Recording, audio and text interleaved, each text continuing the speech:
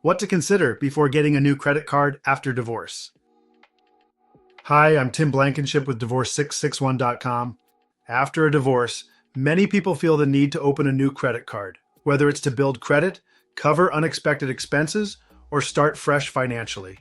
But before you apply, there are some important things to consider to avoid future financial stress. First, review your credit report and score. Your credit may have taken a hit during the divorce, especially if there were joint accounts, missed payments, or high balances. Knowing where you stand will help you determine what kind of credit card you're likely to qualify for. Second, be clear on why you want the card. If it's to rebuild credit, a secured card might be your best option. If it's to manage cash flow, look for a low interest or 0% introductory APR card, but only if you can stick to a payoff plan. Avoid jumping into high-limit cards with tempting perks if you're still figuring out your new budget.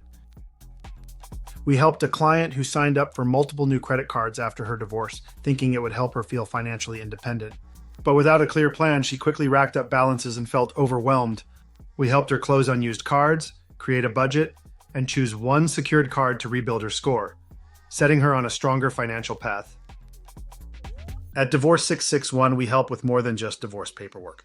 We provide post-divorce financial guidance, including credit recovery tips and budget tools, so you can make smart choices moving forward.